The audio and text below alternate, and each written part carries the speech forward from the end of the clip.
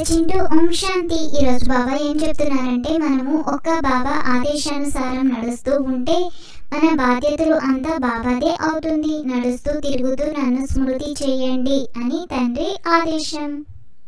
ఓం శాంతి అన్న బాబా ఈరోజు ప్రశ్న ఏమడుగుతున్నారంటే, ఎవరైతే మంచి గుణవంతులైన పిల్లలుగా ఉంటారో వారి ముఖ్యమైన గుర్తులు ఏవి?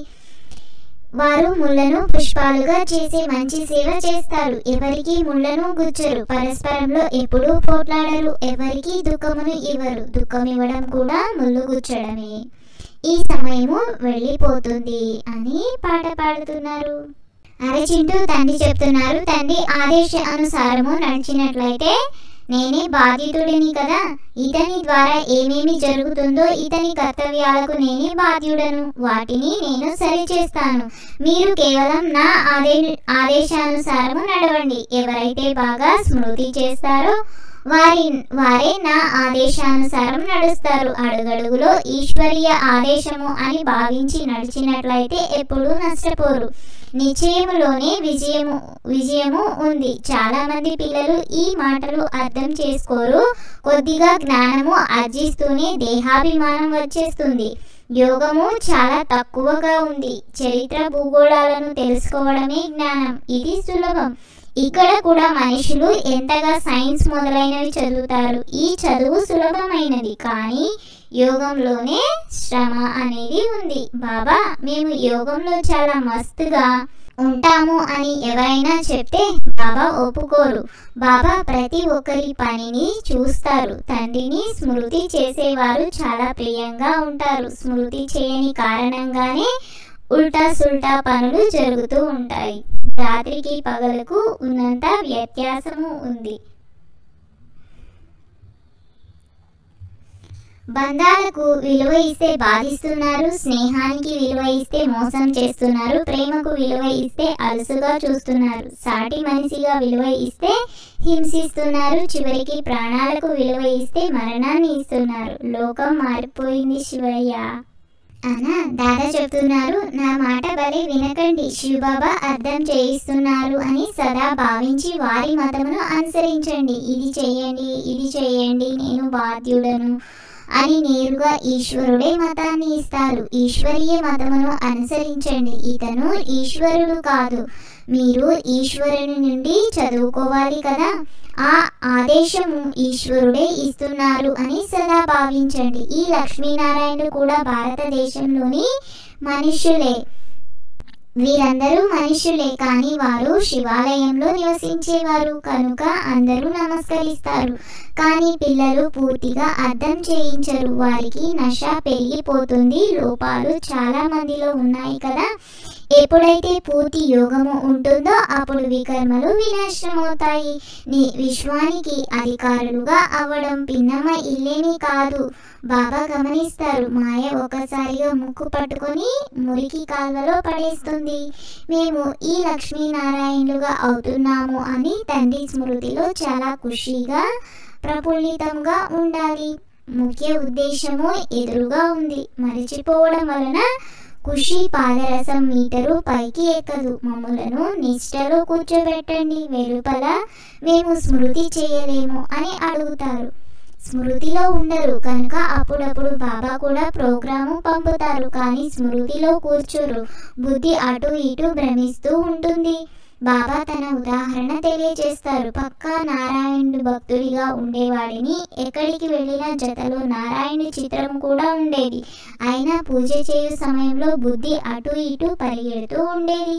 ఇక్కడ కూడా అలాగే అవుతుంది.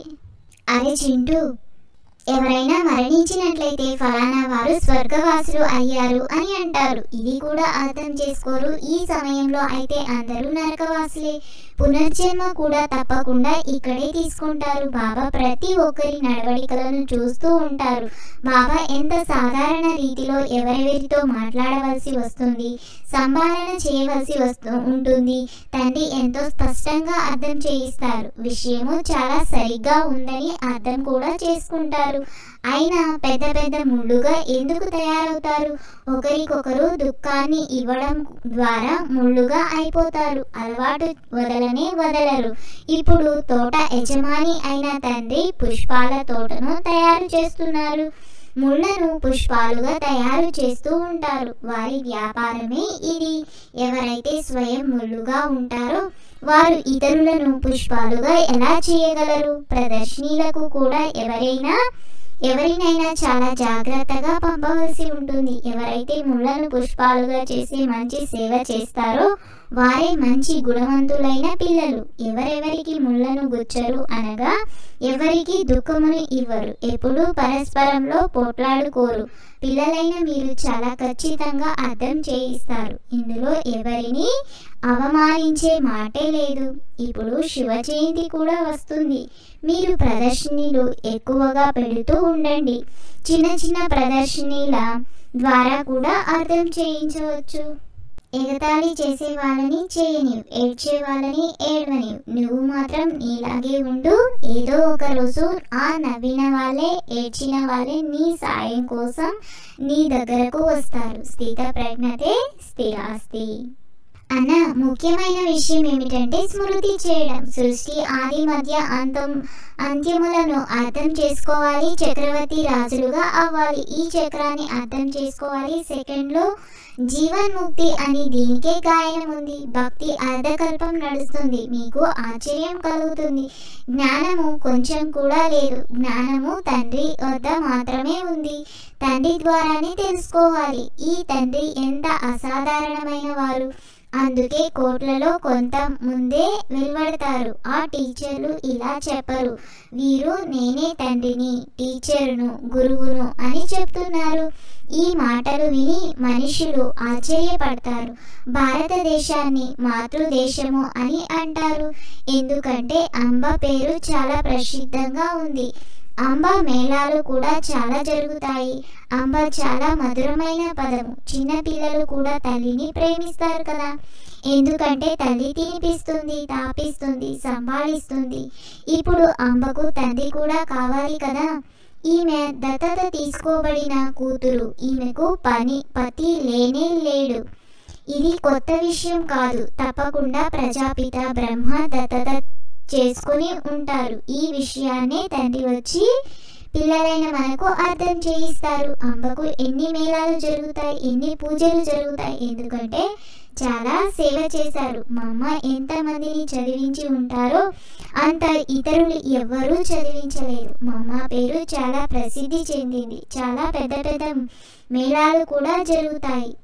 అరే చింటూ, బాబా ఈరోజు హోంవర్క్ ఏమిస్తున్నారంటే ఒక తండ్రి స్మృతి ద్వారా అత్యంత ప్రియముగా తయారవ్వాలి. నడుస్తూ తిరుగుతూ కర్మలు చేస్తూ స్మృతిలో ఉండే అభ్యాసం చేయాలి. తండ్రి స్మృతిలో ఖుషీగా ప్రఫుల్లితంగా ఉండాలి. అడుగడుగున ఈశ్వరీయ ఆదేశానుసారము నడుస్తూ ప్రతి కార్యము చేయాలి. మన అహంకారాన్ని చూపించరాదు. ఏ విధమైన ఉల్టా సుల్టా పనులు చేయరాదు. తికమక పడరాదు. అన్న బాబా ఈరోజు వరదానం ఏమిస్తున్నారంటే సాధారణ కర్మలు చేస్తున్న ఉన్నతమైన స్థితిలో స్థితమై ఉండే సదా డబుల్ లైట్ భవ. తండ్రి సాధారణ శరీరమే తీసుకుంటారు. మీరు మాట్లాడినట్లయితే మాట్లాడతారు, మీ మాదిరే నడుస్తారు. అనగా కర్మలు భలే సాధారణంగానే ఉంటాయి, కానీ స్థితి ఉన్నతంగా ఉంటుంది. అదే విధంగా పిల్లల స్థితి కూడా సదా ఉన్నతంగా ఉండాలి. డబుల్ లైట్గా అయ్యి శ్రేష్టమైన స్థితిలో స్థితమై ఏ సాధారణ కర్మనైనా చేయండి. అవతరించిన అవతారంగా అయ్యి శ్రేష్ట కర్మలు చేసేందుకు వచ్చాను అని సదా స్మృతిలో ఉండాలి. అప్పుడు సాధారణ కర్మ అలౌకిక కర్మలోకి పరివర్తన అయిపోతుంది. ఆత్మిక దృష్టి వృత్తి యొక్క అభ్యాసం చేసేవారు పవిత్రతను సులభంగా ధారణ చేయగలరు అని బాబా స్లోగన్ ఇస్తున్నారు.